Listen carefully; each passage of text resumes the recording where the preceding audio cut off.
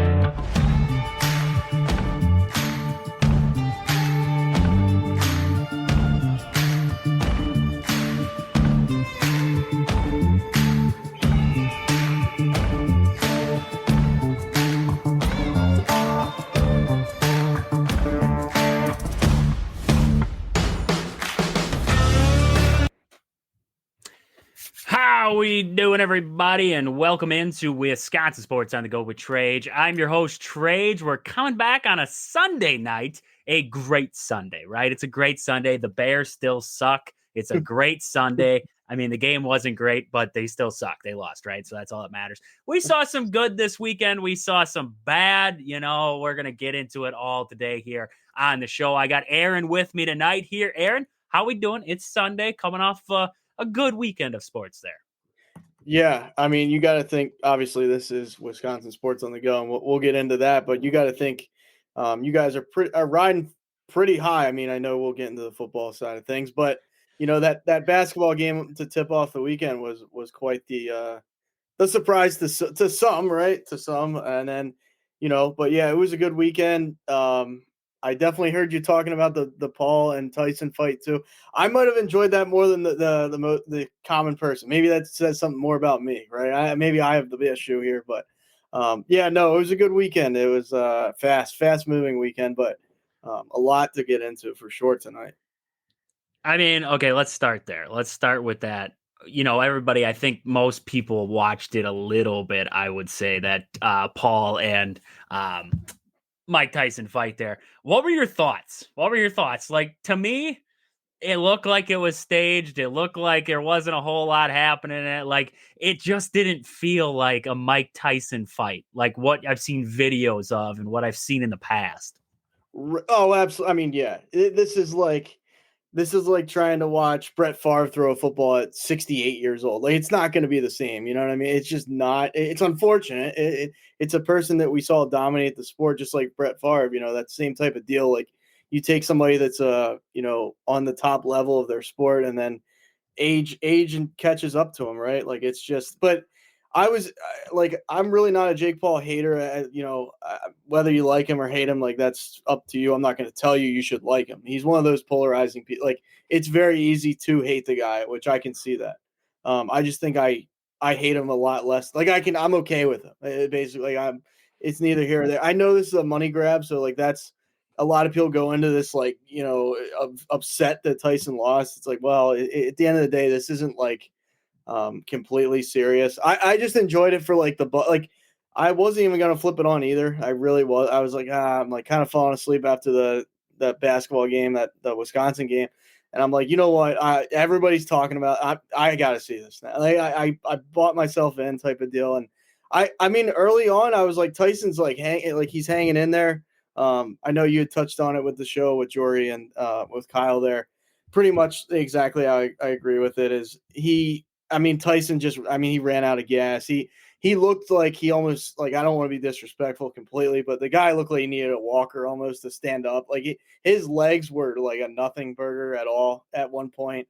And it was sad to see. Like, I went into it kind of neutral. I was like, whatever, whoever wins. But then as soon as the fight started, I was like, you know what? I'd love to see Mike Tyson win this. Like, something clicked in me. I was like, I would love to see Tyson pull this off. I thought it would go the distance. I thought it would be decision. Like, I didn't think, but like you had said, if Paul wanted to knock him out, it was there for the taking. Like, the guy was getting tagged up in 4th, 5th, 6th round. And it was like, I was kind of just crossing my fingers and hoping and praying that he doesn't get knocked out here, because he just didn't have it. But like, I mean, he made it 8 rounds. They allowed him to make it 8 rounds basically. But I mean, respect to him. He's 58. Like the guy, not many 58-year-olds would have even tried that. But I mean, I guess 20 million on the line. A lot of people would have. But at the end of the day, it was circus, and I was there for it. Like at the end of the day, I'm glad. I guess I watched it because it was just like, this is wild to see it, but definitely it's a mixed bag. But I don't hate it. Maybe it's just like the trash reality TV, spirit in me had that going for me. So it's that Pennsylvania, and yeah, that's what's going on. I wasn't gonna watch it at all. No. I wasn't going to watch it at all. I got done watching that Badger Arizona game and I was hype. I was through the roof. Like I was still pumped up, right? And I'm scrolling through Twitter because I wanted to see everybody's reactions to this Badger Arizona game, and I'm scrolling through it. And all of a sudden I follow Antonio Brown on Twitter. And all of a sudden I see Antonio Brown's Twitter and it's live. And I was like, I'm going to see what Antonio Brown's up to tonight. Like I didn't see what he was, up to, but he's at the arena. He's like live streaming the match, but his seat, I don't know. He must be out of money because he was sitting up in the nosebleeds. So wow. His screen is the like mega screen that's up above. That's what and I watched the whole fight on there. I watched the whole fight through picks. And then all of a sudden, midway through the fight, all of a sudden it starts buffering for like 2 minutes. Like couldn't get connection. And everybody in the comment section is like, oh, Netflix saw that his ratings were higher than theirs, so they're shutting him down. They're trying to shut him down. At one point, like 7.8 million people were watching Antonio Brown's live stream. 7.8 million. That's wild. That is crazy.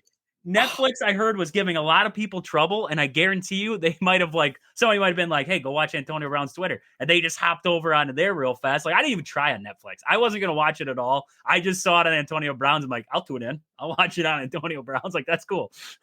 The viewership was like insane. Like, people that don't even like sports wanted to see it. Like, it got everything that they wanted it to get. Like, respect to them. They the publicity behind this, the pumping up of all this type of stuff in the last month or so has been, it's been there. But I didn't expect, like, come Friday night, it was like everybody was talking about it, like literally. And I was like, okay, it's like it's an exhibition still. All these Jake Paul fights are exhibition. But I will say this before we obviously get on to the Badgers and what, Wisconsin sports. But man, oh day, like when Logan Paul said, like, MF or I'll kill you. I was like, dude, you just talk about no class. Like, I would have loved to see Tyson just, bang, and just, clean his clock real quick. I can't take Logan Paul. To me is a different animal than Jake.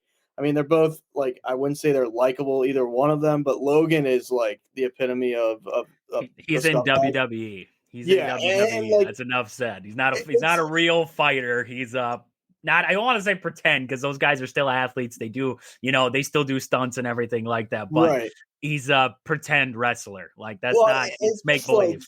Like Mike Tyson was respectful about the whole, like, he knew he sucked, basically. Like, he knew he didn't have that much.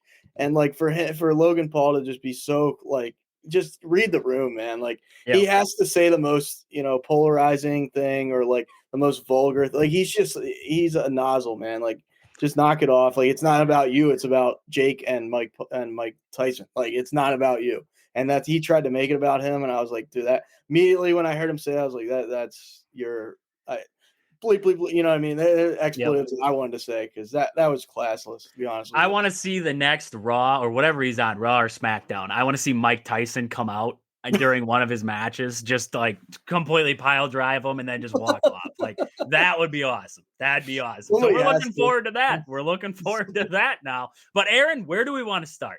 Do we want to start with the great part of the weekend, or do we want to start with the breaking news that just broke tonight? Because there's two that might be great news of the weekend too for a lot of Badger fans. So where do we want to start? Do we want to start with the breaking news, or do we want to start out with the upset of the weekend? The way I would look at, like, we can start, because we're talking Jake Paul fight, right? Friday night. Let's just start Friday night.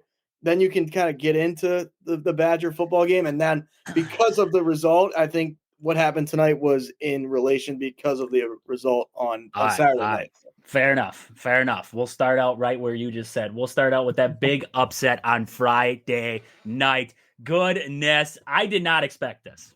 I went into this game, I was like, okay, there's a pathway to it. I think this Badger team's got some talent on it, but the path wasn't clear. It was never clear. And I was like, okay, what do they got to do right in this game, right? We talked about, going into it. We said they got to rebound. We said they got to get to the free throw line. And that was our two big tickers. And they have to control the turnover battle, right? We said turnovers would be killer in this game. Well, they sucked in the rebounding department. Let's go with that. Arizona had 52 rebounds on the game compared to Wisconsin's 28. So Arizona mopped the floor on the rebounding. They had 24 offensive rebounds.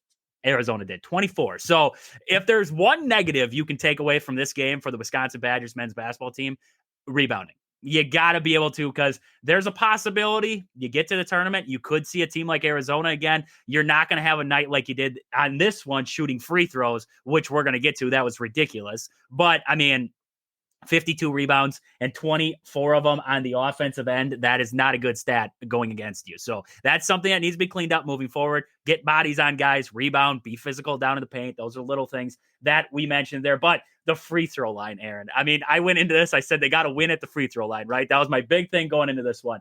They shot 47 free throws in the game.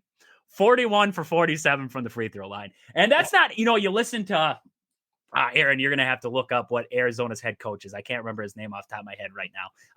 Lloyd, I think maybe. I can't remember what the heck his name is off the top of my head there. But he had the press conference after the game. Or he was talking to the sideline reporter after the game there. Yeah, and he said, Tommy Lloyd. Lloyd. There you go. Tommy Lloyd.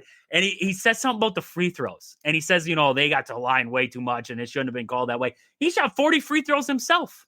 Arizona shot 40 free throws in the game. Wisconsin shot 47. Like, dude, no, it's not that. They called crap. That was a poorly officiated game simply because they didn't just let it go. They kept calling the crap. But what absolutely baffled me, not so much Wisconsin, because I thought early in this game, they cleaned up their mess. They just got into foul trouble in that second half, really. They did in the first half, too, there. But Arizona surprised me. Because I thought, they were playing really aggressive. They were playing balls to the walls against Wisconsin. They were running into guys. They were doing all that stuff. And I just felt like, Tommy Lloyd's just got to be like, hey, guys, I want us to play aggressive, but we have to be smart. We have to, dial it back a little bit, that kind of thing. They didn't do any of that. They just kept going at them. They just kept running into guys. Just stupid mistakes for Arizona, getting Wisconsin to the free throw line. And I was okay with it, right? I'm good with it. You shoot 87% at the free throw line. You get 41 points at the charity stripe. You'll take that every day of the week. That's a great performance right there. And then Arizona, they shoot 70% at the free throw line. So not a great percentage for Arizona to get back at you there. But we look at the turnover battle, right? We talked about the turnover battle. 13 turnovers for Arizona, 10 for Wisconsin. You'll take that. 10 turnovers in an entire ball game against a team that is, like we just mentioned, they're playing so aggressive that they're literally fouling you on every play. You'll take that. Now, there was a couple ill-advised passes that you want to have back if you're Wisconsin in that one. Those you hope you can clean up. But outside of that, I love that portion of it. They protected the basketball. They did their thing. The little things throughout this one. They limited fast break points for Arizona. 13 fast break points for Arizona in this one. 8 for Wisconsin. Didn't let Arizona. We talked about that too, setting the tempo, right? You could not play to Arizona's tempo. It proved in this game.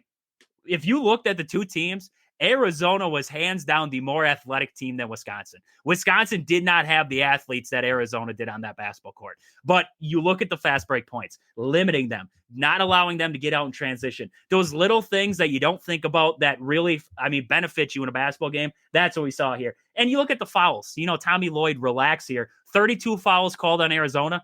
31 fouls called on Wisconsin. How are you going to complain about the foul margin? There was no margin. It was one. Sorry. I don't know what you want there. But the most impressive part, Wisconsin led wire to wire in this game. Arizona never led in this game. Wisconsin's biggest lead was 18. And then Arizona came all the way back. They tied it at 65. And I was like, oh boy. I've seen this story before. Wisconsin threw the first punches. They were swinging, and Arizona swung back. And it happened down in Arizona too. We talked about it leading up into this game. Joe Krabanoff said after last year's game, they punched, we couldn't punch back. Wisconsin came right back at them, knocked down a big three, got to the rim.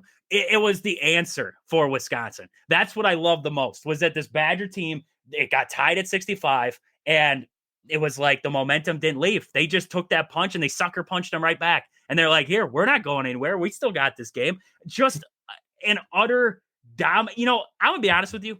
Arizona's the better basketball team. Like they have a better, more athletic team than Wisconsin. I can truthfully say that. But on this night, in this game, Wisconsin was the better team.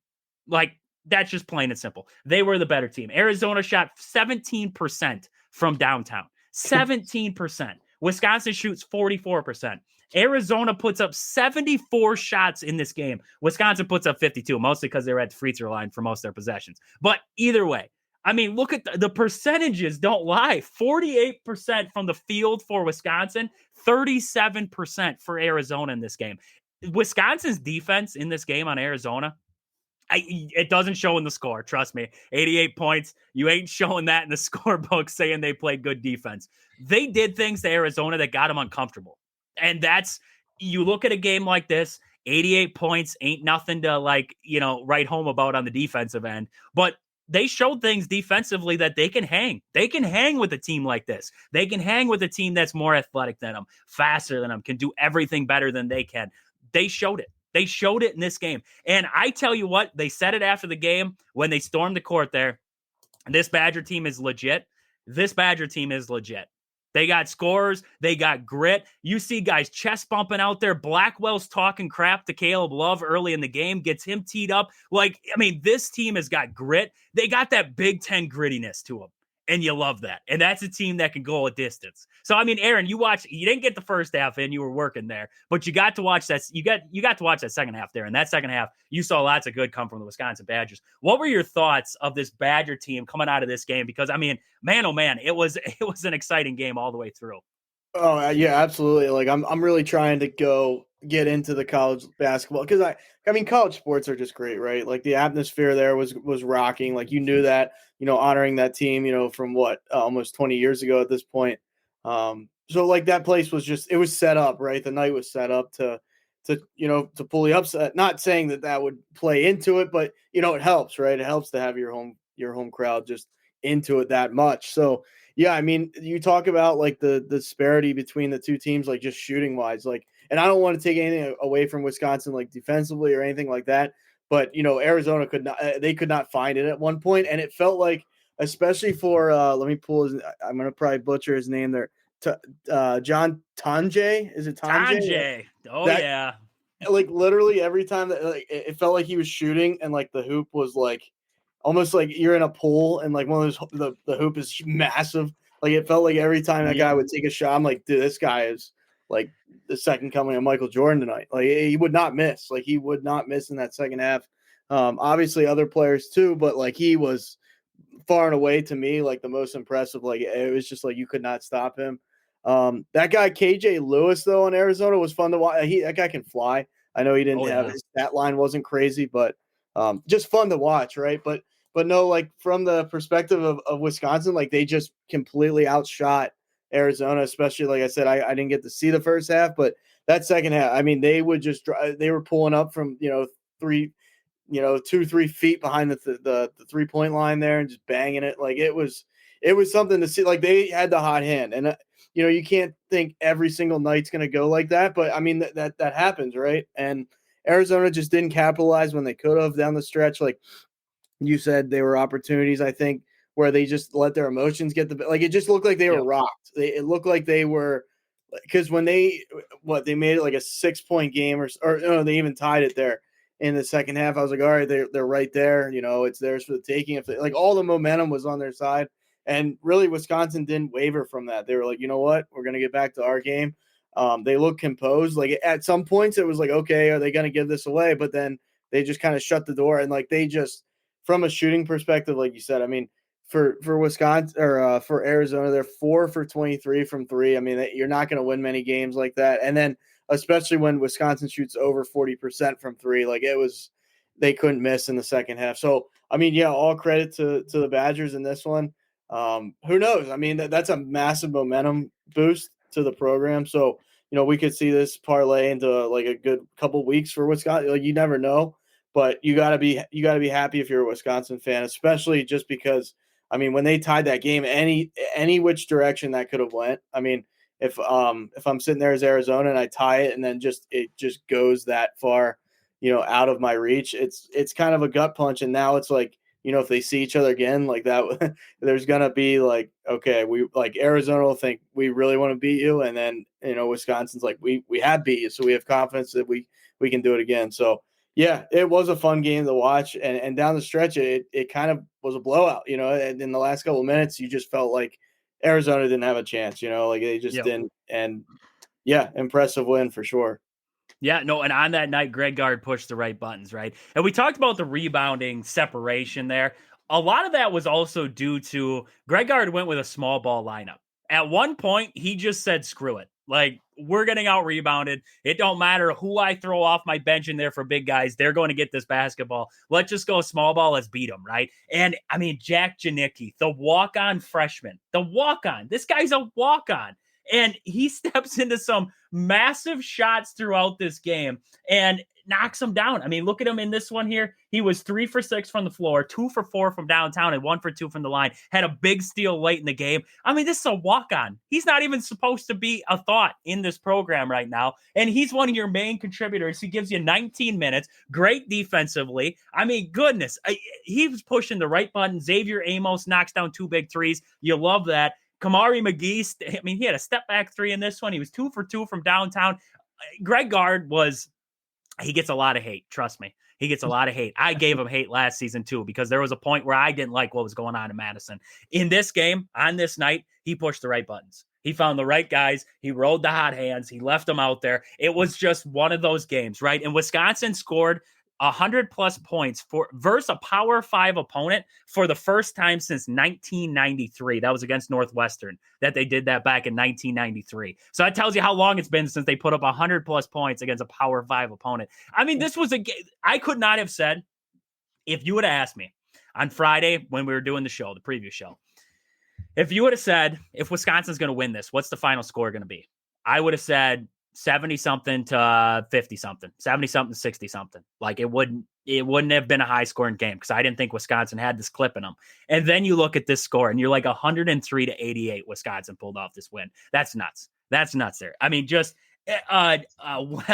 well coached, well everything. I mean, to take the words of Greg Gard after the game there, he praised Joe Krabanoff. He said on his scouting report, he said, I think Joe Krabanoff knew what hand everybody opened up the bathroom door with. That's how well he scouted out this Arizona team. Like that just tells you, like, you got great assistant coaches in the room too, who are able to help you out, tell you on a scouting report, this guy likes to go left. This guy's, he's looking to go right on you. Those little things that we take advantage of, we don't think about because we're not in that room. Joe Krabanoff, those assistant coaches, they're taking care of those little things, getting this team prepped for this game. They had a little while. They had, a couple of days off there at least before they played Arizona. Just a great game all the way around. We do have a couple questions on the text-in line here. We have, do you think it changed the energy, made a difference with the legends, that being Bo Ryan's in the house, Frank Kaminsky's in the house, Ben Brust was there, Josh Gosser, Trayvon Jackson. Like, you had all these great former Badgers in the house, right? Did that help with the atmosphere? 100%. 100%. I mean, some of those guys probably talked to the players before the game. They probably had some conversations with Bo before the game. I mean, yes, 100%. Those guys definitely upped the atmosphere. You had a boatload of people in the Kohl Center just simply because they wanted to see that banner get raised up there for Bo Ryan at halftime. It definitely was the atmosphere that sparked this one because it was electric. I mean, the crowd was into this one. You got to love that. And then also, the second part of the question, which you alluded to a little bit ago too there, was beating Arizona the spark they needed to get some momentum going into this season, early season here, heading into the rest of this season. I mean, we can both answer this one, but I would say 100%. I mean, you beat a team like Arizona in a fashion like this. You prove that you can put up 103 points against a Power 5 opponent, 100%. Because you just went up against some bigs that, Toby Awaka is a dynamite. He's only 6'8", and this guy rebounds like he's 7'7". Like, this guy is all over the place. He's a big body dude. And then you see Krivis in that game too. That guy that I can't even say his first name. That's how it's just whack. But Krivis there, he's all over Steven Crowl early in that game. I'm like, what is he trying to do? Pickpocket him? Like, geez Louise, get him off. Like, holy crap. I mean, that just tells you how tight they were playing on the defensive end there. But I mean, Wisconsin played a dynamo. This is a good program. This is a good team in Arizona. I am not going to sit here and tell you that Arizona off of this loss is not a good team. I think they're going to be a top 25 team all year long. I still think they're going to be in the mix there for a run in March. I really do. I think this is a good team. They have a lot of veterans on that team. I just think Wisconsin was the better team on that night. And you win a game like this, yes, 1,000%. This fuels you heading down the stretch. Yeah, I mean, how can it not, right? And in front of your home, it's nice to get a win on the road, like an upset win, but like everything, about, they storm the court, like everything, that you want to see with your program happened on Friday night. And yeah, I mean, as we look at it, the Big Ten, who knows how that's going to shake out, quite yet and stuff like that. But, you start out 4-0, like you'll take that no matter who's on in front of you, and you beat a good, 9th ranked team in the nation, right? Like there's no ifs, ands, or buts that's a good team over there. So yeah, you take this, you ride with it, right? You don't come off the accelerator would be my thing. And just because, you can't expect to shoot that good every night. Okay, let's clean up the rebounding if we can. Like the deficiencies that we see early, all right, if we can kind of like especially focus on that, get better from that, you never know where it can take you. Because, I'm not going to say they didn't expect to win this game, but you never, you don't know the mentality of these guys, like coming in against a team that's 9th in the nation. Like, there's probably a little bit of that of doubt that creeps in. This is like, we're unranked, they're 9th. We want to show that we're better than them. And, you play with a chip on your shoulder, and it showed. And really Arizona got like flustered. Like it just looked like a lot of their guys were in their head. Like they were like, things aren't going right. We're not shooting right. Like, that's all it takes sometimes. Like, and that's any sport, right? A pitcher can be off. Okay, now the whole dynamic changes. Like, you never know.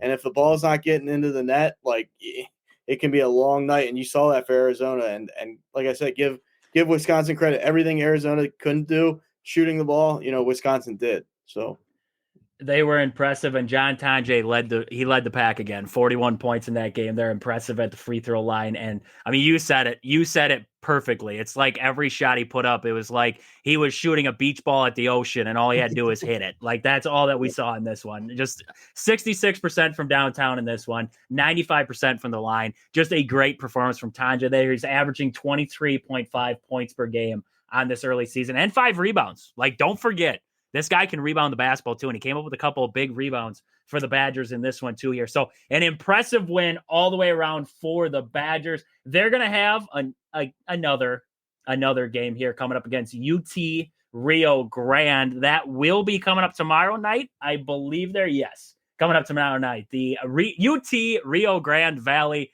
Vaqueros. That is quite the team mascot there, the Vaqueros. This one's at the Kohl Center again, 7:00 tip tomorrow night there. This is a decent, you cannot take, I know we don't have much to say about this UT Rio Grande. They have a couple of good players there. Ramey is averaging 15 a game right now. Fleming's their leading rebounder at this point here. This is a game, you don't take them lightly. You go in there, you handle your business, right? That's all you can do. And then after that, you got a game with UCF coming up on, I believe that's the 22nd. So that'll be coming up this next weekend there. And then you move on, right? So UCF's going to give you a tough stretch there. Get this win against UT Rio Grande. Move on with it. I mean, it's enough said about UT Rio Grande there. I don't have much else to say on them at the moment. So hopefully a big win there. We'll be talking about the Badgers come Wednesday there on the show. We'll get more about this Badger game here, and we'll preview that UCF game they'll have coming up on the backside of that there. But Aaron, we had one game. We only had one other game, I believe, that we picked on Friday there. We only had one other game, and it was that Alabama and Purdue game. We both picked Alabama. We both picked Alabama to win that game. And, well, Purdue took care of their business, right? We talked about it's tough to win at the Mackey. Purdue played well. They had answers every time Alabama would take a little run. They'd answer back. 87-78 was the final in that one. Outside of that, not a whole lot of – we did say Maryland was going to beat Marquette. 78-74 was our final there. They Maryland was right there, but I was watching the game cast of that one. Maryland missed a lot of free throws down the stretch. It was like, goodness gracious, they missed a lot of free throws. So Maryland kind of hurt themselves in that one. And Texas A&M did beat Ohio State. We both picked Texas A&M to win that one at College Station. So there we are. We both got that one right. Saturday, see what was on the slate there. There's no, outside of Friday night, there wasn't a lot of big ranked matchups on this weekend here for college basketball. And I get it. Avoid trying to put them at the same time as college football right now. That's a big reason behind that. Get those games on Big Tuesday, right? Or is it Super Tuesday or is it Big Tuesday? I think it was Super Tuesday at one point, right? Yeah, I can't remember now. It was. They keep giving, and then they had something for Wednesday too. And then I believe Thursday turned into more of like the women's basketball kind. No, is that Friday? I don't remember. I get confused there, but let's just get away from that. Let's get into the breaking news. Let's get to the breaking news that we saw today. And that was the Wisconsin Badgers, right? Taking on Oregon. And I guess we can just break the news and then we can get into the game there. Phil Longo is let go by the Wisconsin Badgers. So we kind of all wanted this, saw this coming, except for Phil Longo. Everybody else kind of saw this one coming at some point there. There we go. Kyle's in the comment section. He says Big Monday and Super Tuesday. That's right. Kyle's got it. He's got us there. Thank you, Kyle. Thank you on that one. But I mean, Luke Fickell comes out after this happened. He said, this morning, I informed Phil Longo that he will no longer serve as our offensive coordinator. After continuing to evaluate the program, I decided that we are not where we need to be, and I believe the decision is in the best interest of the team. I appreciate Phil's commitment to helping us build our program over the past 2 seasons and wish him well moving forward. This team still has a lot in front of us, and I'm committed to doing everything we can to close out the season with success there. So that is the words of Luke Fickell on the firing of Phil Longo there. I mean, it was all leading up to that Oregon game, right? We saw the debacle that was the USC game, and we saw the debacle that was the Penn State game. And we just see all these, game after game, the offense doesn't look right. It looks inept. And you look at the quarterback position, and we sit here and we say to ourselves, why does Brayden Locke look like he's not getting better? Right? You would think that at some point you change the system, right? Because we can sit here and yes, we're going to blame Brayden Locke for some of his decision-making, some of his ill-advised throws, or, lack of making a good throw, right? We can sit here and blame him all night long. But at some point too, it's putting Brayden Locke in this offense in the right position to succeed. I mean, watch first 3 drives against Oregon there, and I could have wrote that playbook for him. Like, let's just run it straight up the middle. Let's see what happens. 1 yard, 0 yards, 1 yard. Like, what are you trying to... The play calling for Phil Longo was atrocious. The quarterback room not getting better at all throughout their time, right? Brayden Locke's been in the system for 2 years now. So Brayden Locke has not gotten better in this system. It's the development of players too, I believe, right? Because he's the quarterback's coach at the end of the day too. Why are these guys not progressing at the end of the day? So, I mean, those are some of the reasons that I could see behind it. And also that Wisconsin's struggling. Luke Fickell's job's going to be next if he doesn't figure out something. So bring in a different offensive coordinator before you get fired, right? That's one of the big things there. Kyle, he says that Doug Peterson is going to be the next Wisconsin coach. Kyle, no, we do not need that mess. That is Doug Peterson. One stale offense to another. Oh my! I mean, you talk about stale. That guy is. I do believe they have to make a hire like that. Like, if you're asking me, I do believe they have to make a big splash now. Like, Luke Fickell needs to sit down with, I don't care who, and they need to comb through a list of guys and say, okay, let's not rush this, right? We have 2 games now, and then we have the offseason.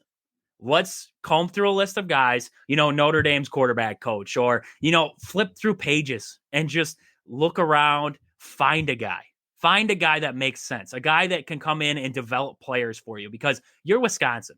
You're not bringing in guys like Alabama who are ready to go right off the bat. You got to have some kind of developing system here that is going to help quarterbacks get ready to go, help put game plans together, those little things, right? So, I mean, Wisconsin's kind of in that area right now where they have this time now. Find the right guy. Don't rush this. Don't rush this. I felt like they rushed it before. They're bringing in Phil Longo and they bring in Tressel and they're like, let's bring in Fickle. Let's just, change the whole system. Let's just do, this, do away with the old, scheming and everything like that. Let's just change the whole philosophy. And then the former players that were playing there underneath the Paul Chris and Jim Leonard are standing there like, I don't know what we're supposed to do anymore. Like, we were running this system and now we completely just changed our entire everything, right? So, I mean, it's going to be a culture change again, right? We keep doing this culture change. It's probably going to be a culture change again, a switch of the playbook. We'll see how that all works out. And we also see what happens in recruiting, right? Because we don't know how much of an influence Phil Longo's offense that sucked. I don't know why recruits would really be affected by that, but how much that had on guys who were coming in from, high school right now. So we'll see what that does to the recruiting trail. If any guys do decommit, or maybe they get more commitments because they're like, hey, we'd rather play underneath of whoever the heck you bring in next than Phil Longo. So we'll see how that all works there. But Aaron, let's talk about this craptastic game that was on Saturday night there, because once again, the Badgers played with our heartstrings. They said, here, let's just, twiggle you around a little bit. You're like a little puppet out there, right? One of those little puppets on the strings, and they're just playing with you. And, honestly, I'll be honest with you right now. Wisconsin's defense was stellar. They made Oregon's offense look like it wasn't this overpowered offense. They got in the backfield. They put pressure on Dylan Gabriel. They slowed down the run game. They shut down the passing game for the most part, right? Dylan Gabriel had 218 yards, still had his yards, right? But I mean, not impressive. That was not Oregon football from what we've seen all season long. Wisconsin played well. What were they missing? A quarterback. That's it. If I look at it the end of the day, it's a quarterback. How many times this season could we look back? And I know you and me had a disagreement about the Penn State game, but okay, let me just put this hypothetical scenario in front of you because I don't think I explained it very well to you. Say the game goes exactly like it did before, right? Drew Aller gets hurt, the same scenario for Penn State. Right. But you give me Tyler Van Dyke. Just Tyler Van Dyke. I know you don't think Tyler Van Dyke's a good quarterback. But what changes with Tyler Van Dyke? His ability to run with the football. It's simple. His ability to run.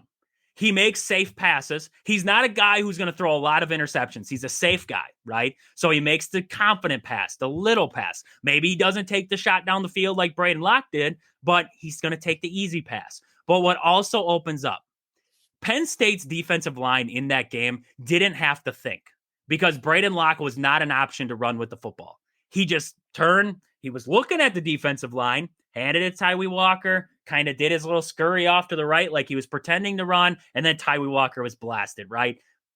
That's what was missing. An option, right? Because when you have an option in an option offense, right? Because this is an option offense that we're running. When you have an option, you have the ability to change defenders' minds. You have the ability to confuse them. That is what I said when we talked about that game when Bo came in there, right? Because I think Drew Aller's a fine quarterback. I've never thought he's an over-the-top quarterback. I've never thought he's a terrible quarterback. I think he's a fine quarterback. He's a good quarterback at the end of the day. But I thought what Bo brought to that game, he confused the ever-living daylights out of defense because he's got some wheels on him. He's got some legs, and he wasn't afraid to use them.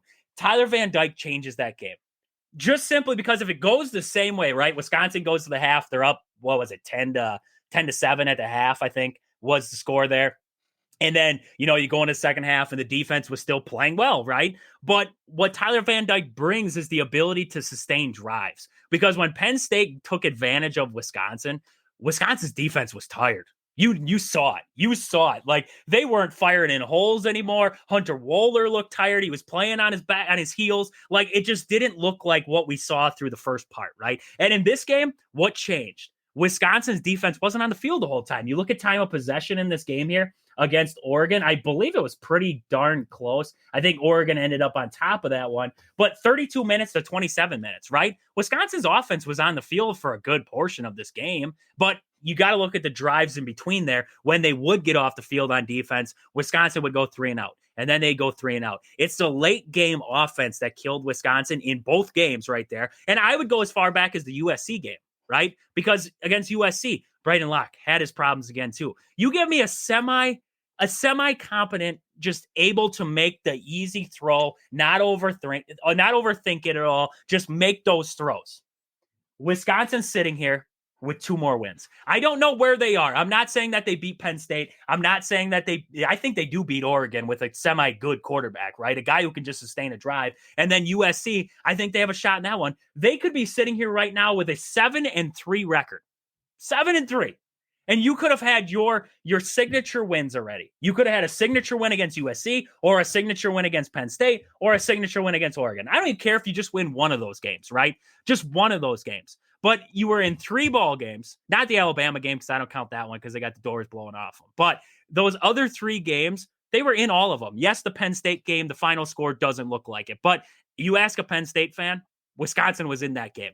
Penn State was, Aaron, you were telling me you were worried about that game heading into the fourth quarter. Like, Penn State was on their heels up until Brayden Locke threw the pick 6. And then you look at this game here. Brayden Locke's inability to make throws hurt Wisconsin in this game. Yes, the chop block, too, was a terrible call. I am not going to, I don't know, that chop block call was absolutely horrendous. I don't know if that referee is fired yet, but he should be fired because that was a terrible call. And you know what the worst part was? Wisconsin would have had the first down plus 15 or whatever yards it was there. And they would have been on the move again, right? Late in the game, tie ball game. They're moving, right? But instead, the penalty's called. They get backed up. They got a punt. Oregon's got better field position to start. The defense is already on their heels. They get a stop. But then Oregon ends up kicking a field goal. They take the lead. And from there, it's like crap, right? It's like crap. There's nothing you can do about it. So, it was the play calling. It was the quarterback play. It's all those little things mixed into it that lost you these big games because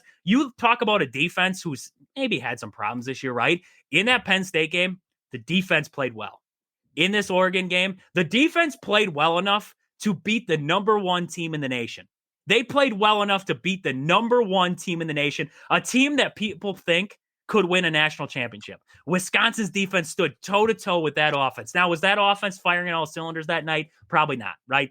Wisconsin stymied them. They had their, and then I got an excuse from a guy before. He was telling me that, Oregon was missing 7 starters. There's guys on Wisconsin that wouldn't even see Oregon's campus. Like, that's just, that's so great. You were missing 7 starters. Like, give me crap, right? Give me crap. You have Dylan Gabriel as starting quarterback there, and you have a great running back. And, come on. Your 7 starters were missing, and you brought in 7 5-stars to back them up. Like, shut up. I'm done with that. I'm done with that there. That's a terrible excuse for only winning a game by 3. Like, come on. But, Aaron, this Badger team, it almost hurts worse that this was a close game because we have played now 2 close games against a good Penn State team and a good Oregon team where we could both sit here right now. And I know you're a Penn State fan. You're going to tell me Penn State was going to win it anyways, but we could both sit here logically, right? Logically and say Wisconsin could have won either one of those games if they had an offense that could just move the football. Like, if you give me Paul Chryst and the old power offense against Oregon there, they might win. They might just win that game just because they could run the ball. Like, they might just win that game. So, Aaron, God, what are you feeling right now? You're not a Badger fan, but you're watching this from the outside looking in. God, it sucks. It really does. I can understand, and like the whole, we'll talk about like the Penn State thing for just one quick minute, right? I'm not saying that Penn State would have won definitively. I trust, like, no matter what, like, you give me. I know Bo came in with I shouldn't say he came in with piss in his veins because the guy was like shaking in his boots. He dropped the ball first play, right? Like, oh my God, deer in headlights. Carson Wentz, reminds me of that. But it's the only thing I was saying it with that is I just think Drew Aller is like far and away better. Oh, with Aller, yes, with Aller, game's different. But if Bo comes we don't in, know, we don't know. Yep. It's just like I've seen him put together second half after second half at the only game that I wasn't, over the moon with him, and I still think it was the play calling was the Ohio State game. Like, I don't think he didn't play them out of that game. He had them right there. He didn't do enough, that's for sure.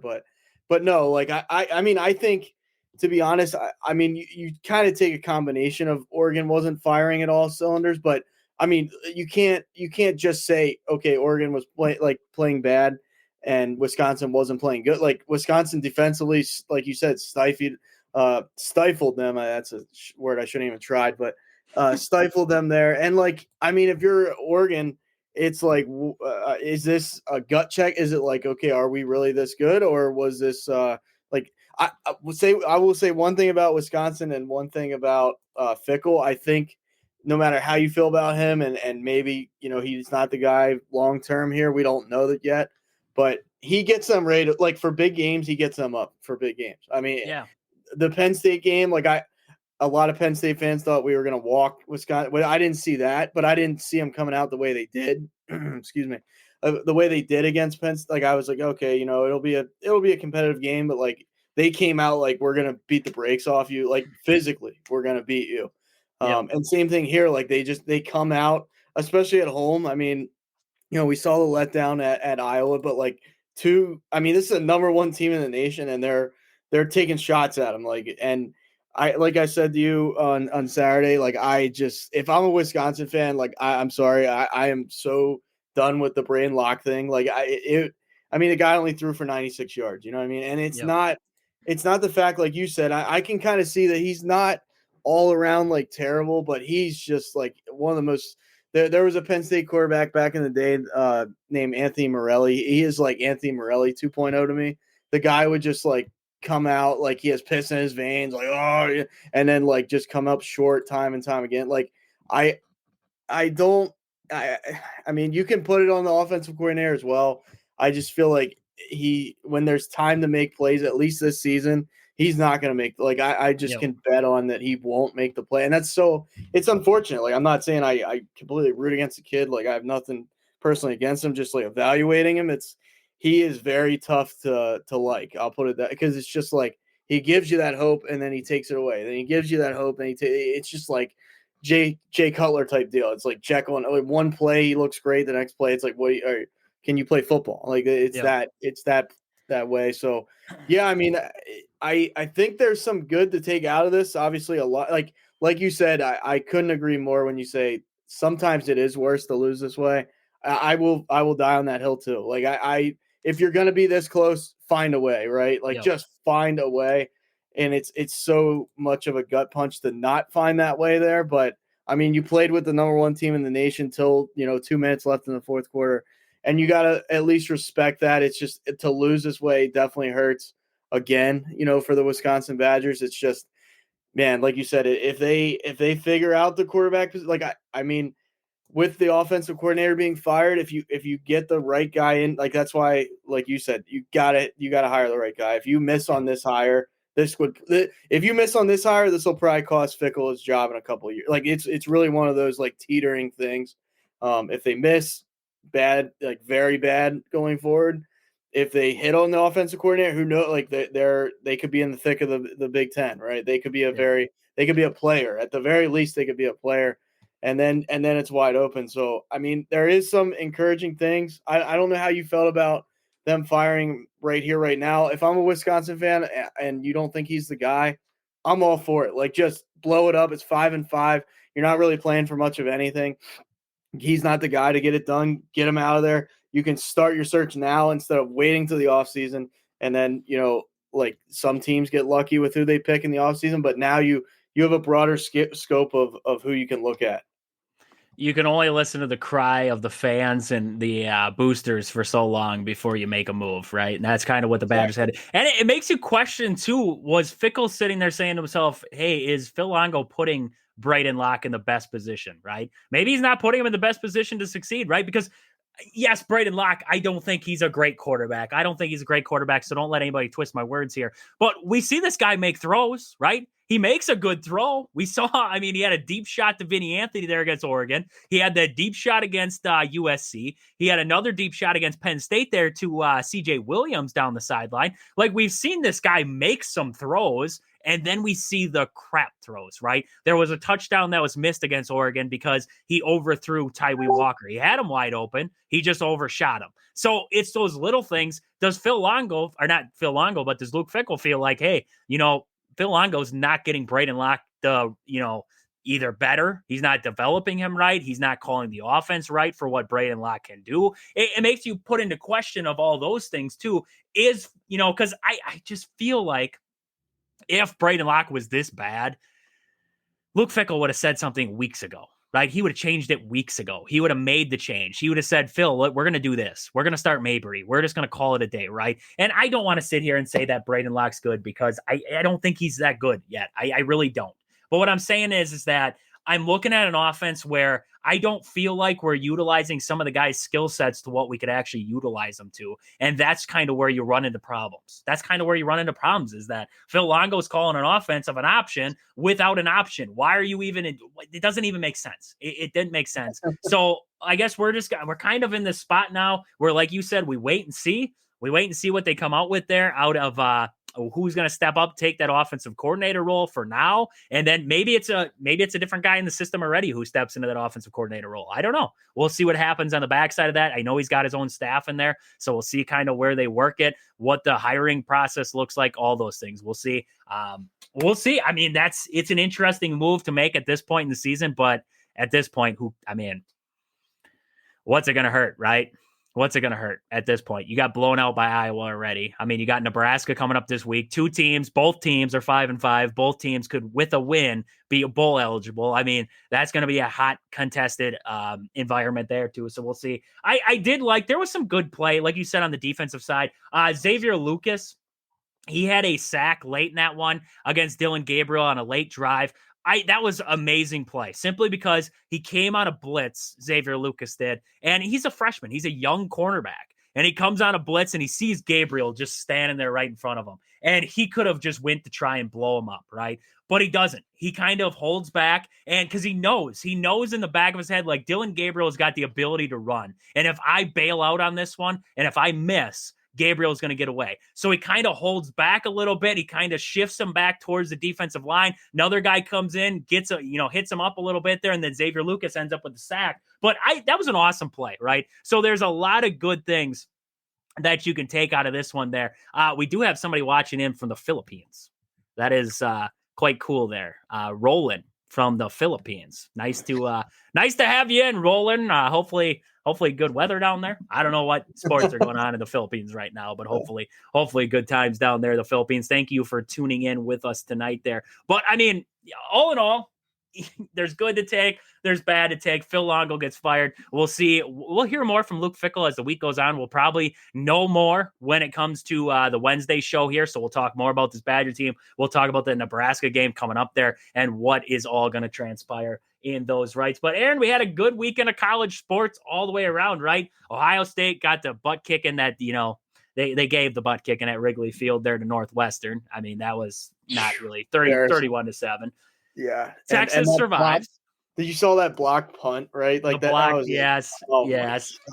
It hurt. It hurt. You almost feel bad for Northwestern going. I do a little bit. Like that is, man. yeah. Poor guys there, but whatever. We don't like Northwestern. Texas survives, right? 20-10 over Arkansas. Penn State with this game 49-10 over Purdue. Like, come on, it's Purdue, right? Wow, a typhoon. What is that? A mini tornado, right? If I'm not mistaken, I don't know. Roland's telling us they had a typhoon. I don't. What is a typhoon? That's like in the sand, like a sand slat. I don't know. I'm just kind of throwing stuff at the wall at this point. A typhoon. Right there. I got the news article too from CNN here about the Philippines getting hit by a typhoon. I'm sorry to hear that. 500,000 people had to evacuate. I am sorry to hear that. Hopefully you're safe down there, Roland. I'm sorry to hear that. What's going on? That sucks. Category 5 super typhoon, I guess. Wow. Goodness gracious. That's wild. I am sorry to hear that there.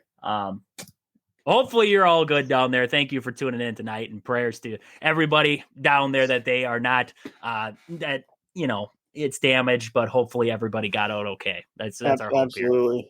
Here. Yeah, no, and like you said, I mean, feel bad for the just switching back to the college football world. That wasn't the smoothest transition, right? But I don't know how you transition from a typhoon to college football, but prayers to you guys, but prayers to Purdue, right? Prayers to Purdue. Yeah. Oh man, like I was saying, like we feel bad for Northwestern. Like there was a time in this Purdue, like I didn't get to see all of it. I saw bits and pieces, but I mean, I knew. I mean, it was a 29-point spread on the road for Penn State. Like this Purdue team is.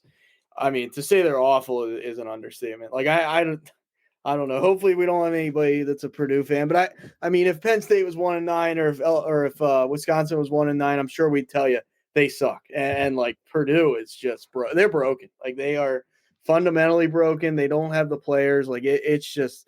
I mean, there was a play where Aller threw it to Wallace in the end zone. There was nobody within like 20 yards. Like he's just standing in the end zone waiting for the ball to come. Like it's bad times for the Boilermakers there. And my goodness, I mean, glad to come out of there the way they did, but like it was almost like, I mean, we could have done it. We could have been the offensive coordinator for Penn State, and just, I mean, they were toying with them at one point. Like they're running like 3 trick plays in a row, or like multiple trick plays on one drive. I can't exactly remember. It was just like, wow. Like Purdue is they are a bottom feeder if I've ever seen one. And I don't know where they go from here. I don't quite know like the coaching staff or anything over there as far as like if they're far into if their head coach has been there a while, but I mean, it's can't be much worse, right? You're 1-9. I mean, that is brutal. It's about as bad as it gets right now in Purdue, but hopefully they get a little bit of something here. Maybe a spark, right? Maybe a spark in the transfer portal. That's what the transfer portal's for.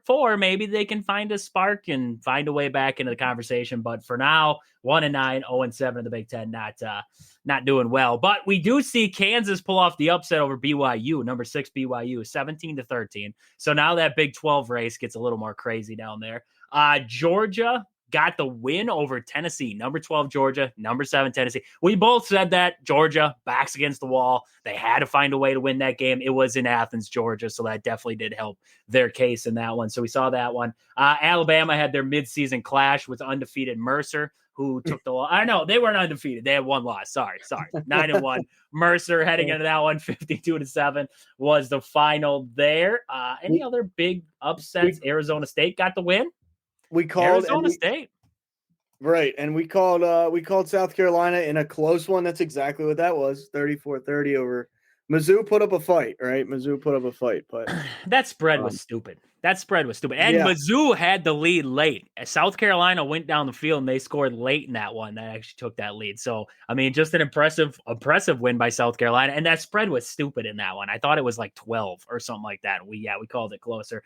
Florida pulls off the upset against LSU. Brian Kelly and the boys are out of any conversation now. They were still technically, there was a scenario in the, I don't know, working somewhere out there that if all this happened, LSU could find their way into the SEC championship game. They lose this game. They're now 3-3 in the SEC. I mean, they're essentially out of that race now. So, I mean, Brian Kelly's out. Any game strike you over the weekend there? Not really. I got to see some of that Pitt game. Wow. I mean, that was wild. That was a wild finish to that one. It was. Pitt offensively was tough to watch, I thought. I mean, I thought defensively they got after Clemson pretty good. Good pass rush most of the game, but like, wow, they definitely struggled on offense, like drop balls, bad throw. Like, it was just kind of a mess. And Pitt, I mean, like, it was one of those things, like they were having some, this great season, and now boom, 3 straight. You go from 2 straight to 3 straight losses. Like the wheels are coming off there. I know Clemson's good, but man, you had them at home. Like you thought you had at least a fair shot. And like you said, it was a wild ending, but you got to be kicking yourself if you're Pitt, because it's like, man, winnable game there, and it just not enough. I did not expect Klubnik to take that one the full length too. When he cut the field, I thought he was going for the sideline or to slide, and then all of a sudden he just cut it back and he was gone. And I think that's partially, they did the new rule changes and everything to protect quarterbacks when they go into that sliding motion. I think that safety kind of pulled up because he thought that he was going to slide. And then all of a sudden Klubnik just said nope, and he turned upfield and he was gone off to the races there, got that score late, and Clemson holds on, right? I mean, they're 7-1 in the ACC, 8-2 overall. They're going to move up in the rankings here. They're still in the conversation for that college football playoff, right? So we'll wait and see how that all plays out. But a good weekend in college football all the way around there. Also a good weekend for Wisconsin men's hockey.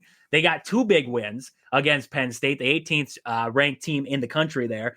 Win in overtime on Friday night, 5-4 there. And then on Saturday, they won that one 6-3. So an impressive 2 games there out of Wisconsin's men's hockey team. And then also the women's hockey team. They had a big tilt with Ohio State, the number 2 team in the nation, heading into that one. Wisconsin was number 1. Wisconsin got the win on Friday night, 4-2, and they lost 3-2 on Saturday there to Ohio State. So we'll have Hunter. Hunter's going to do the full breakdown for us on Wednesday. He'll talk about those matchups, what he saw, what he liked, everything out there. And then he'll also talk about what they got coming up next weekend there, as we will see the Badgers taking on St. Thomas, the women's taking on St. Thomas, and then we will see the men's taking on Alaska Anchorage.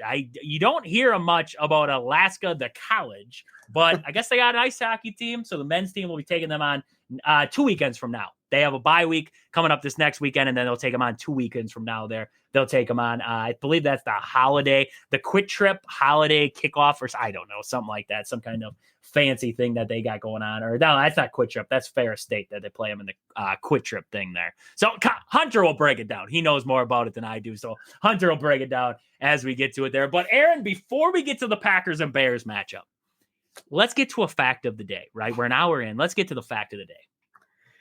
Today's fact of the day, I mean, something that took the nation by storm. What is that now? 5 years ago, COVID, right? COVID-19, the whole bit. On this day in 2019, a 55-year-old man became the first known person to contract COVID-19. So, I mean, pretty crazy. Like, I don't know how it was out there for you guys, but like, I remember at least, I don't know if it was like a full week, but there was like everything was shut down for days. Like you couldn't, I mean, nothing, there was nothing. Like, you know what I mean? It was just like, wow. Like, something you thought, it was like out of a movie, right? And yep. I can't lie to you. It was kind of, I wouldn't want it for an extended period of time, but it was kind of cool to like, okay, this is so different, right? Like this is just like, what is going on and how long? Like it really was a while. Maybe we'll see it. I'm not trying to say I want to see it again. That's not, I might sound like that, but it was just like, wow, like it's part of history, right? Like that's just that was a polarizing, and obviously like prayers and thoughts with everybody that, was affected and obviously like thousands of lives were lost, but if not millions, I don't know the exact number, but I mean, yeah, it was, I remember that so well, just like the whole, like, okay, now COVID's in the United States. Oh, now what? Like there was a lot going on. It was a lot going on. The craziest part. So when that all went down, I was playing college baseball at the time, and we had just gone down to Arkansas. We were down there for a tournament down in Arkansas, and, everything's good. We were down there. And then all of a sudden we came back. And they made us quarantine because we went out of state. All of a sudden, this news broke that this COVID thing was happening. And we all had to quarantine we couldn't go to class. We couldn't do anything because we had gone out of state. So we had to quarantine for 2 weeks by ourselves.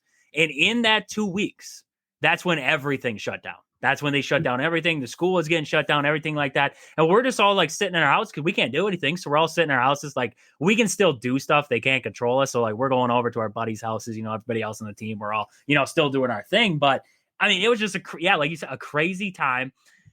And then you get sports, right? I mean, it was wild, like mid-game, all of a sudden they call a game and you're like, well, I remember the one, I think it was the Dallas Mavericks game. And all of a sudden they like stopped the game and they went to the monitors. And then all of a sudden, like, they're like, we're calling the game tonight. Everybody please drive home safe and this and that. And you're sitting there and you're like, what is happening? Like, this is like, even if you're in the crowd, you're like, is there like a threat? Like, is something happening outside? Like, what is going on right now? And you're just told like, please, exit safely, this and that and everything. I'm like, goodness, like it was a crazy time. That was crazy. And to be patient zero, you go down in the history books as being patient zero. That guy sucks. All right. That guy sucks. He took away college basketball for me. Right. Yeah. And like, I remember the Last Dance was the big deal because like nothing else was on. Like no sport. Like it was quite, like I said, I'm not wishing for it again. I'm not saying that it was a good thing. It was just so like different than anything, obviously that, we've experienced. That it was like, what, like, it's kind of cool to look back like, wow, that happened, like that was, It was just so and then like, even like the fallout from it, like later on, okay, now we're doing mass 6 feet, and then it was like we could see baseball teams playing each other, no crowds, like it was just like what, like you almost felt like you never would get like normalcy back.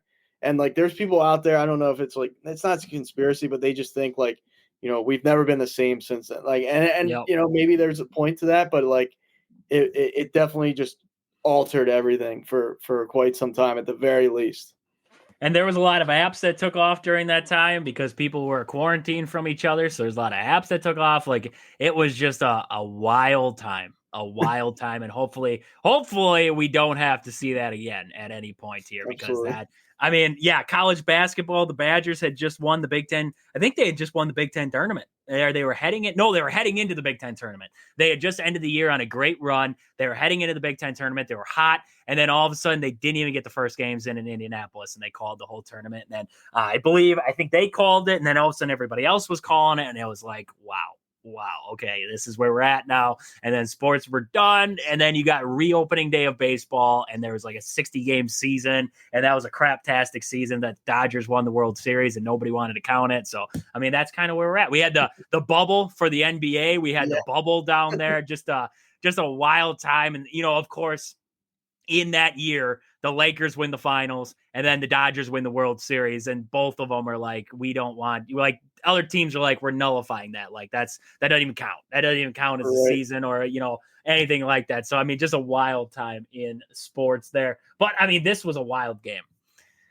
Not really wild, right? It was just the last play of the game that was wild. But the Packers survive 20-19 against the Chicago Bears. And to say that the Packers didn't play well would be an understatement, right? There was things that they had to clean up going into this game. I thought penalties wise, we talked about this Packers team being one of the most penalized teams in football. 3 penalties for 25 yards in this game. You take that as a win, right? You clean that up. The Bears had 7 penalties on the game in total. But you look at the efficiencies of this Green Bay Packer team. 1 for 5 on third down in this game. 0 for 1 on fourth down. They were 1 for 2 in the red zone in this game. Not impressive at all.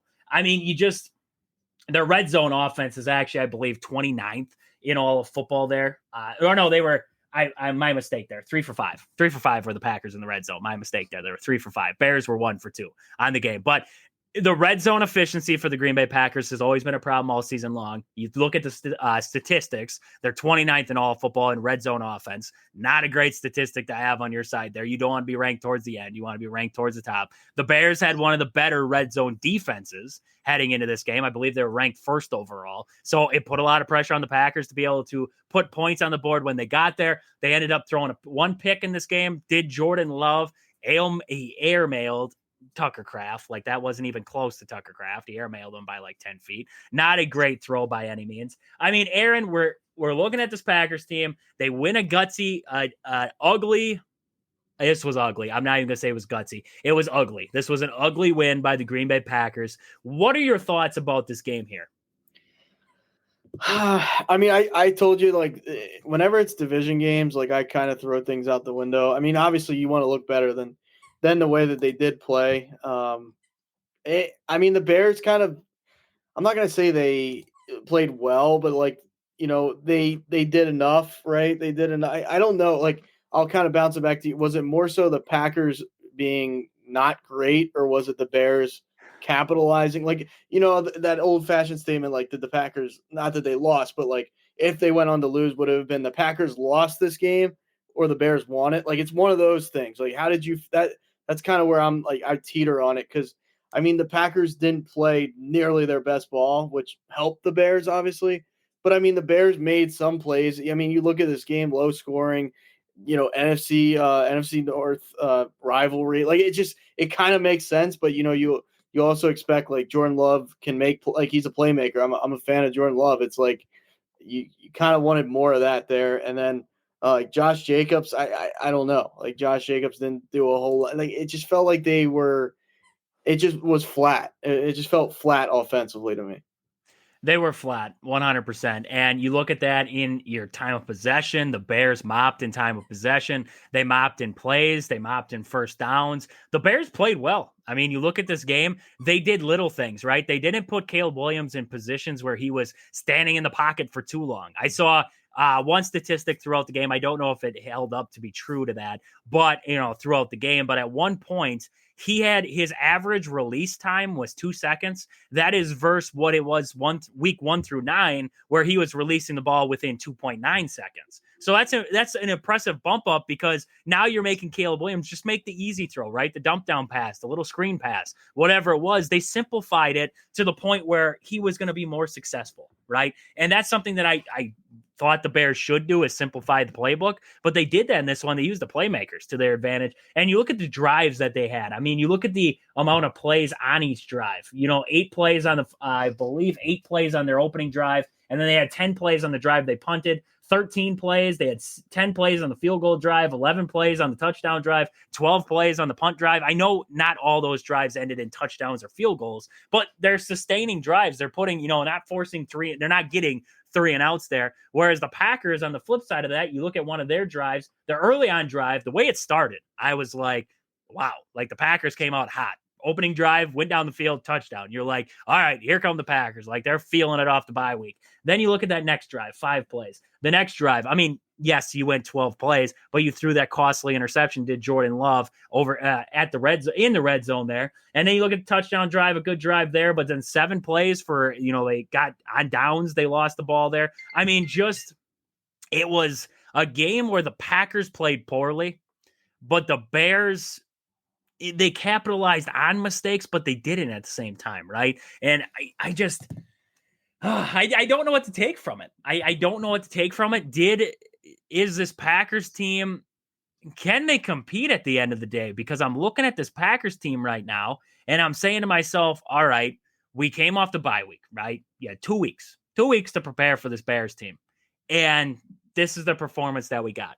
The offense looked flat. The defense looked like they were in trouble at times. The Bears were able to do what they wanted to do against you. It was one of those games. So, I mean, coming off of this one, they got to show us something, because you got San Francisco 49ers coming up next. They're going to capitalize on mistakes, because they've struggled this season, but that is still a good 49ers team, and they're going to test your secondary. The secondary, once again, Jair Alexander goes out with injury again. I mean, he came back for 10 plays, and now he's out with injury again. So now you're in that kind of fold. Rashawn Gary, for getting paid all the money he did, I mean, he's just a non-factor at times for you in the pass rush. Your pass rush goes away. Quay Walker can't make a tackle. I mean, he's tackling guys forward for 4 yards. I don't know what he's doing out there half the time. I mean, this defense, Nixon's trying to play. He's trying to go in coverage, but he stinks in coverage. So, I mean, I'm looking at this Packers team right now, and I'm like, there is a lot of things that need to be shored up. And I just, man, oh man, like I want to see it. And it's like, they should do it this week, right? They had the bye. They should be able to do it this week. And they still don't clean up those mistakes. And then you go into the next week and it's like, okay, they should clean them up this week. And then they don't clean them up next week. This team has all the talent in the world, but they can't put it together, and they can't find ways to get out of their own way to make it happen. Yeah, I definitely hear you. I'm not going to sit like, you definitely see the Packers on a more frequent basis than I do. I mean, and maybe this is just me talking from a Philadelphia sports perspective, is like, I'm so used to ugly wins that like, I never expect a pretty one. So it's like, I guess you take it, right? I mean, they're, like you say, the things you're pointing out, I more so am kind of let down by the offense in this one. I mean, not that the Bears are an amazing offensive, juggernaut or anything. They have playmakers. We talk about that, but with Caleb Williams, like, they've definitely had their ups and downs. I mean, you limit them to 19 points, especially after, Love throws the pick. Like, it's not like the Packers played clean offensively. I wouldn't be like overly concerned with the defense. It's like, can they play better? Absolutely. But it's a division. I thought this game was going to be close. Like, I just, especially in the NFC North, it's like, right now, like, it's kind of like the AFC North with Pittsburgh and Baltimore. It's like any of those NFC games or NFC North games can go that way, in my opinion, because they all just like beat up on each other. Like, it's just it's rivalries, it's history. It's no matter what, the Bears were going to get up for this game. I mean, they fire their offensive coordinator, and I mean, to their credit, like you said, they got the ball out of Caleb Williams' hand fast. They were just trying to be different, and like that. I mean, maybe they'll work on that and build on that there. So. Yeah, you come out of there with the win. I mean, this looks a lot worse if you find a way to like basically drop this game out of your hands. But they make enough plays. And yeah, it's a mixed bag for sure. But you kind of just, okay, you got the win. There's a lot to clean up. Hopefully you see that's kind of what you want to see next game, right? Like you said, with the 49ers coming in. I'm trying to see in Green Bay. I mean, yeah, that's another. It seems like Green Bay is getting some competitive games at home, which you like, but you almost want to see them go on the road as well and kind of show their merit a little bit. But yeah, I mean, it's good and bad, but you get the win. It's like I said, it's a rivalry game. The Bears were like scratching for this game too because they're falling out of playoff contention if they keep playing like this. So you're not going to have your prettiest every week, but you don't want to see the same mistakes week after week. So there is that middle ground. I'll say that. Yeah. No, I guess what makes it more, irritating, nerve wracking would be that this is coming off a bye week. So you had weeks to prepare for this. And I didn't think the play calling was up to snuff today. And then you hear Matt LaFleur come out and he's like, oh, Eberflus coached a good game. And he coached, he put us in different spots. And, essentially saying we got out coached today. How many times are we going to get out coached before we out coach somebody? That's kind of where it irritates you because it's always the same common theme with him, with Matt LaFleur, is in those press conferences. He comes out and he says, yeah, well, we got out coached today. We got out coached. Like, dude, you don't stop praising Eberflus. Like this, you're telling me that. I do hate that. You're telling me you got out coached by a dude who's going to get fired. I don't know when. It could be tonight. It could be next week. It could be at season's end. But you're telling me that you got out coached by a dude who is so much on the hot seat that it burned underneath of him already. That irritates me the most because if you got out coached by Eberflus, what's going to happen when you face Kyle Shanahan? What's going to happen when you face even Nick Sirianni? What's going to happen when you face him? If you get out coached by Eberflus, what's going to happen when you face Sirianni? Maybe Kellen Moore, but we can That's true. That's true. I don't want to give props to Sirianni, but hey, we would probably give him props if we won that game by one. Matt LaFleur would say, well, Sirianni coached a pretty darn good game there, and we just, it just irritates me sometimes. Like, dude, just tell me that you did not come today with your best game plan and just own it. Just own it. Don't tell me that Eberflus threw some things at you that you weren't expecting because your job is to figure those things out throughout the game, right? You're talking about a team who just fired their offensive coordinator, which we did talk about could throw the Packers defense for a loop because you were preparing for one thing, but you were getting another. So, but those are the adjustments, right? You got to be able to make adjustments to that now. The Bears, I think the Bears aren't a terrible team. I don't want to say they're a terrible team. They have some playmakers, right? They have DJ Moore. They have Keenan Allen. Rome Odunze played well today. DeAndre Swift, still a good running back. They have ability to do things, but you're talking about you're supposed to be on a level right now where, you get to Thanksgiving, right? And that's always supposed to be that check mark, right? Thanksgiving's that check mark where you're like, where are we at as a football team?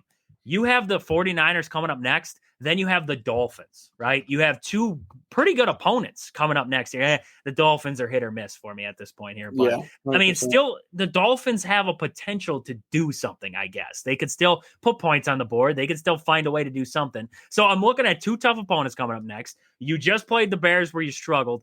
What does this team look like coming out in those games? And does Matt LaFleur draw me up and get a better game plan? Because when they went off script, because, you script the first, how many plays of the game here, it looked good, right? Because they scored a touchdown in that opening drive. Everything looked good. And then you got past those first plays, right? You got past the first 10 plays of the drive. It looked ugly.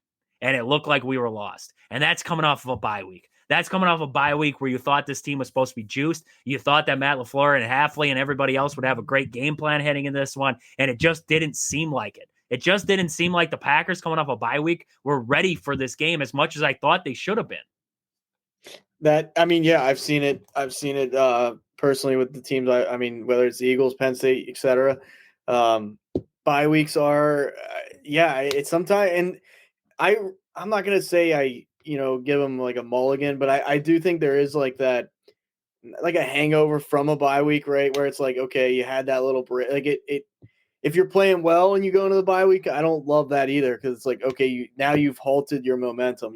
All your momentum stopped because I get it. You're gonna have the bye week. It's not an excuse, right? But it's like sometimes that does mess with the psyche of a team a little bit. Like, just like, okay, now we're off a week. Some guys get lackadaisical. It's like, oh, whatever. Like, and then you got to lock back in. So, I mean, like I said, they escaped with a win, right? It's one of those games you escape. I mean, I think more importantly, you're gonna have to look down the stretch, like these next, the next month, I'll say the next month or so with the Packers. Okay, what's the measuring stick look like? I mean, the NFC is kind of like not. I'm not gonna say it's that great in my opinion, just because it's like you have the NFC North, right?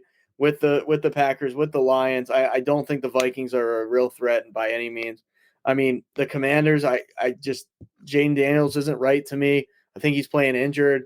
The Eagles are still like they're a good team, but they're offensively. I like Jalen Hurts. I have my questions about Jalen Hurts. Everything else has kind of started to look really good, but the NFC is completely wide open in my opinion, just because like even the Lions, do I trust them to go all the way? No, I don't, because it's like unfortunately it is the Lions. I know it's a different time, but like you're going to start seeing like how good these teams are, I think, over the next 3 to 4 games at least before divisions are locked up and all that type of stuff. And I mean, really, the NFC North could be down to the last game. We don't know. That's a very competitive division, but I mean, like I said, you escape there with a win. You got to flush it if you're the Packers. Like, you got to be better than that. That can't be the standard, right? That you can't play at that level and expect to do a whole lot. But I mean, like I said, you get out there with a win. Love only throws the one pick, even though it was a bad. Like, it was like, what? How did he overshoot him like that? He cleaned up the ball, or he cleaned up turnovers better than he has. Like, there's games, he's thrown 3 picks this year. So I don't know. Like I said, you just kind of move on. I think that 49ers game could be very good, though. I mean, I don't care what the 49ers record is. Like, they are just a different menace sometimes. So, especially coming off that loss, that presents a really good measuring stick. I'll say that. I really think that is even with the 49ers injury, I know McCaffrey's back, but I'll be interested to see how those two, go at it, really. Yeah, no, 100%. It's going to be an interesting game coming up in this next one for the Green Bay Packers as to take on that 49ers team. But we'll get more into the Packers here. I know I was just looking to see, they haven't done the PFF grades coming out of this one. I was interested to see what they graded each individual player here for the Badgers, or for the Packers coming out of this game here. But we'll have those stats on Wednesday. So we'll review all those stats on Wednesday, see where this Packers team was sitting, and then get us ready for that upcoming matchup there, a big matchup for the Green Bay Packers there against the 49ers. So with that, let's look at the rest of the NFL slate from this last weekend. We see the Chargers whooping up on the Bengals right now, 24-6. That defense for the Bengals stinks. They absolutely stink. That is almost sad. You're almost wasting away Joe Burrow, T. Higgins, and Jamar Chase's last go around together, right? Because one of those guys has got to go. Either it's T. Higgins or Jamar Chase. And if you are the Bengals and you cheap out on Jamar Chase, like, that has been Joe Burrow's guy since LSU.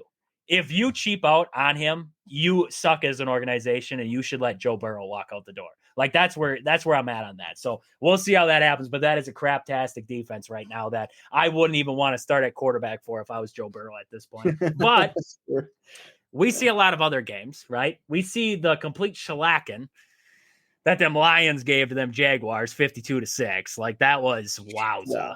That was wowza. You almost feel bad for the Jacksonville Jaguars players just for a second. Not Doug Peterson. Just the players.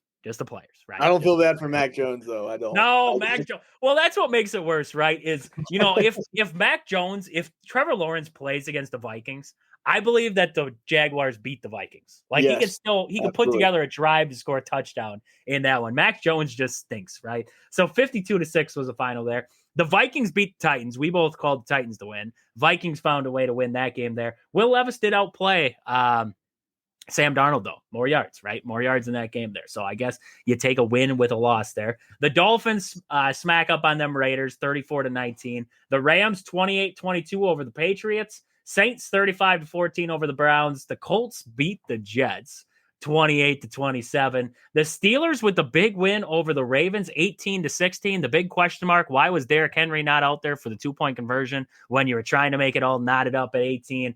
The Broncos, 38-6 winners over the Falcons. That was an impressive showing by the Broncos. Seahawks get the win against the 49ers, 20-17. And the Bills outlast the Chiefs, 30-21 in that game there. Aaron, what games stuck out to you from this Sunday slate?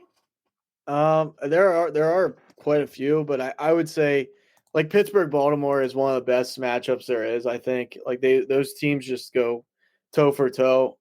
And now with like Russell Wilson on the Steelers, it's I'm not gonna say you have an elite quarterback, but you have a pretty good quarterback against Lamar. Like Lamar was kind of going up against even with Kenny Pickett though, the Steelers would hang. I mean they beat him with Kenny Pickett a couple times. So that matchup is like I said, I just love that those two teams playing is always a great thing for football, I think.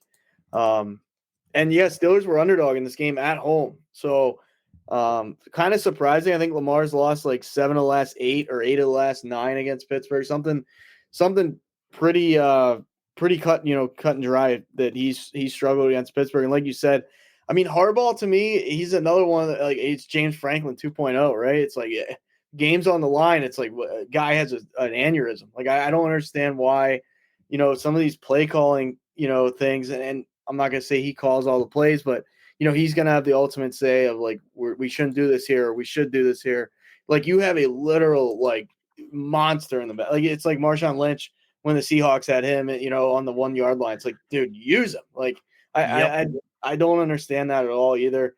I don't think Lamar played bad. I mean Russ played decent. Like he played well enough, but yeah, it was like, this was a grind. This reminded me of like a Big Ten game, right? 18-16, just kind of like us, me versus you. Like it's just boom, just going at it. Not fireworks, none of that. Just who's going to outlast each other.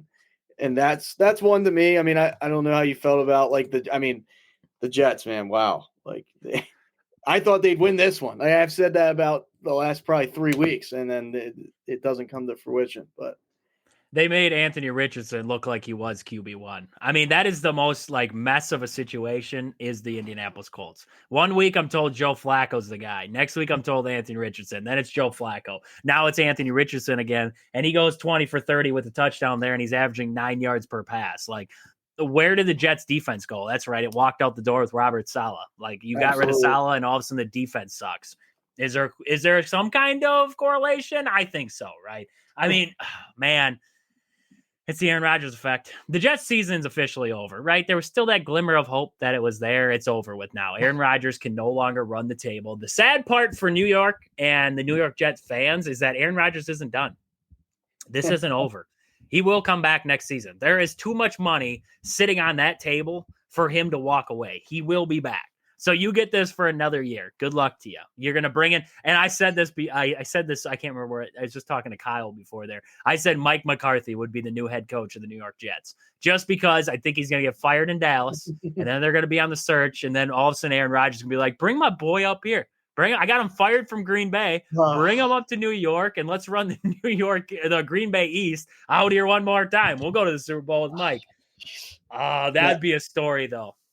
That'd be a story. Just the fact that they thought this was going to fix everything, and then what's even better is Aaron, I mean, I don't know what you do if you're Aaron Rodgers in this perspective. Like they ask him, hey, how do you think the interim head coach is doing? And he's like, oh, I think we're doing a lot of things better.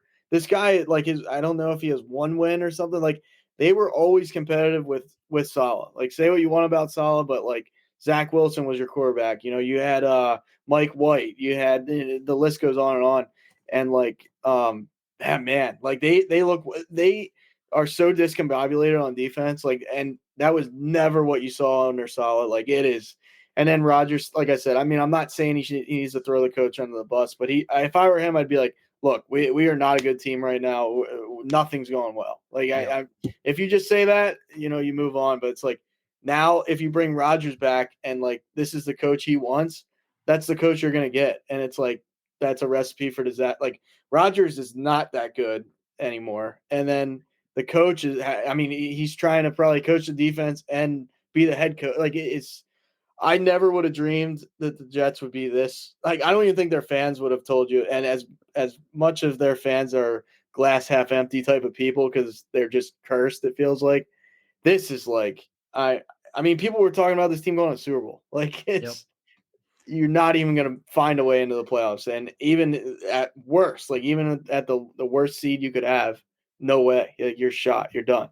It's And, it's how much the defense has regressed, too. I mean, you look at the defense from last year to what we're seeing now. I know Sauce is getting called for a lot more pass interferences and this and that. Like, I get it. There's calls being made now. But to see how much the defense has regressed year to year is something. That is something. And, I mean, it's the Aaron Rodgers effect. Like, it can't be perfect when he's there. And you know what the worst part is he didn't play bad against the Colts.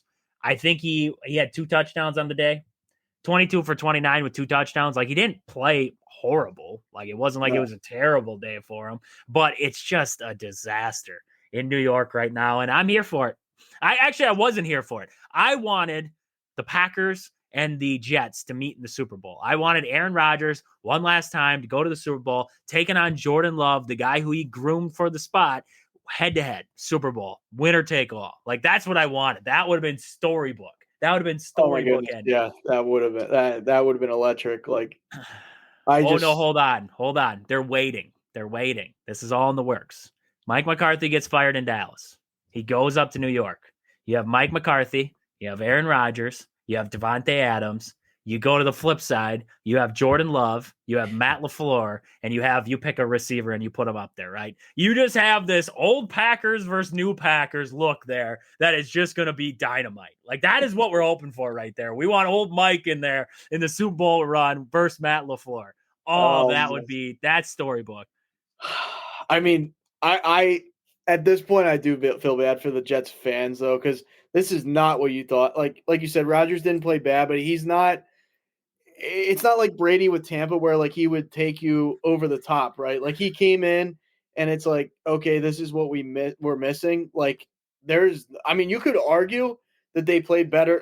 I'm not saying Zach Wilson played better than Rodgers, but like overall as a team, offense, defense, like everything, they were like the team was more of a team, right? This is like just a mess. Like I can't believe that everybody in that locker room loves what Rodgers came in and did, especially you start losing games, you're looking around like, man, I kind of hate this guy because it's like we had something building here. You blew it up to get Rodgers, and then there's guys out there that'll, this guy's a first ballot Hall of Famer. Like you're not gonna let the opportunity go if it's Aaron Rodgers. Like, no, dude. If I was Woody Johnson, I'd be like, no, you're not coming back next year. Like, I'm sorry, but this experiment failed miserably. Like, I'll take my chances, go out in the draft or whatever. Like, I just, if you run this back again, unless you find like an offensive genius and still the offensive line, they cannot like figure out an offensive line to save their lives. Like it's like, it's like the Raiders finding a good quarterback at this point. They just don't do it. It's just, I don't know. I mean, like I said, I feel bad for the Jets fans because I mean, just when you thought you had hope, it gets worse. Like it's not even like they stayed the same or like they're like, oh, we're a wild card. We're flirting with dynasty or we're flirting with a good team here. Like, no, we're awful. Like we're worse on defense. Rodgers isn't the same Rodgers you thought. Like it's just wow. Like he misses an entire season and then he comes back and this is what you get. It's like you bring in brutal. You talk about Tom Brady compared to him. Look what Tom brought down to Tampa Bay, right? He just brought Gronk. He's like, this is my guy. Bring Gronk down here. You look at what Rodgers has to bring the Jets with him. He brings over Alan Lazard. He brings Randall Cobb. The guys you're bringing, why do you got to bring them? Just get over. Goes to get Devontae. Like you had. Goes and gets Devontae, which is not Brandon Adams wasn't a bad move. Like I would take Devontae Adams. Like this guy can still pass catch, right? But what kind of problem you're bringing in then. Aaron Rodgers likes his buddies. He likes throwing to one guy. So you bring Adams in. Now it takes away from other guys. It hasn't been so far. I mean, he's still chucking the ball around to the. I mean, I was just looking at the receiving stats there. Garrett Wilson still had 4 catches. Breece Hall had 7 catches. Adams had 8. Like, it's not terrible. But, you just bring headache in with Rodgers. You let him control the system. And I mean, Tom Brady kind of probably controlled the system down there, but they build up the defense. They build up the offensive line. They put a good team together, like you said, more of a cohesive unit versus what we're seeing here, where it's like a ragtag bunch of guys just thrown together. Let's just make it work. Like that's what we're seeing right now. So just a mess with the Jets. And like you said, I mean, I did not expect them to lose this game simply because Anthony Richardson was starting at quarterback, and last week I was told he wasn't the number one guy. So I have no idea what's going on with the Colts at this point, but I guess we'll see, right? We'll see on that one there. The Bengals and Chargers, it's now 20. Is it 24-6? Yeah, 24-6 there, heading to the third. So we'll see how that one wraps up. What are we thinking? One last thing before we wrap it up here. Monday night game, Texans, Cowboys. What are we thinking? I mean, I give the Cowboys a shot if Dak was in there. I guess, like, is there no chance he's like, I don't even know what's going on with that situation. I think he tore his hamstring off the bone or something like that. Yeah. Brutal. I didn't even know that was possible, but that sounds painful. Yeah. So I just, like, ever since the Eagles beat the Cowboys, I've like completely pretend like they don't exist because they're kind of out of it as far as the NFC East. I mean, you got to think Cooper Rush gets to start again over Trey Lance there, which doesn't make sense to me. Like you guys had talked about earlier there, Trey Lance, like, see what you get, see what you have with the guy. I mean, Cooper Rush is not a bad backup. I'll give him that. Like he has his moments. He's never going to start in this league. I don't even think he's like Gardner Minshew level, but like he can fill in and be okay. But like Trey Lance is like, are you just going to have him be a third string for like, what's his role, right? Like where does he fit in this whole thing? The Texans, like you had talked about a lot, they're not the same team from last year by any stretch. Stroud kind of has that sophomore slump. There's reasons we can get into that, but I still think the Texans find a way to win this and really put Dallas in like, I mean, just emergency mode. Like it's just you called it really well. You were like, this is the year Dallas will have a down year. I'm like, I don't know. I don't know if they're there yet. They are just imploding. I thought they'd find a way in San Fran. They didn't find a way in San Fran, a couple weeks ago. Like it's just they're in turmoil. I think Jerry Jones needs to get out of the way, but he never will. He never ever will. The guy will never just take it's never his fault either. Like it's hilarious, but I think the Texans. This might be closer than people like. I think Dallas on Monday night. It's everybody. It's just like the Yankees of baseball, right? Dallas gets all the eyeballs, but I think they'll come out ready for this game. I just don't think they'll have enough, and maybe the Texans win it in like an ugly fashion, but the Texans win it. So I agree. I like Texans this one. The Cowboys, they just don't have a running back. I mean, we go through year after year of Cowboys having running backs. This year, they decided against Derrick Henry. They decided against bringing in anybody. They brought Zeke back, and they expected it to work. And well, we're seeing how it worked. It didn't work well there. It was CD and Dak against the world, and it ain't working out very well for Jerry down there. So we'll see that Monday night game. Hopefully, we should actually be talking about the Badgers. They should be ranked tomorrow. I would assume Badgers basketball should jump into the rankings after that win against number 9 Arizona there. So we're going to be, looking at a ranked Badgers team against UT Rio Grande tomorrow night. The Badgers, we're going to be talking about them come Wednesday because we should hear more about who's going to be taking over the offensive coordinator role for the Badgers as Phil Longo was fired there. We're going to talk about more of the Packers on Wednesday there. So make sure you guys are all coming back on Wednesday when we jump back on here about the same time, start time there, to talk about everything Wisconsin sports and beyond, because you never know where we're going to get with it. So with that, for Aaron and myself, this has been Wisconsin Sports on the Go with Trade. Thank you guys for tuning in. We hope we will see you back here on Wednesday. You will be here on Wednesday. I'm just kidding. We'll plan on you being here on Wednesday. But until we talk again on Wednesday, see ya.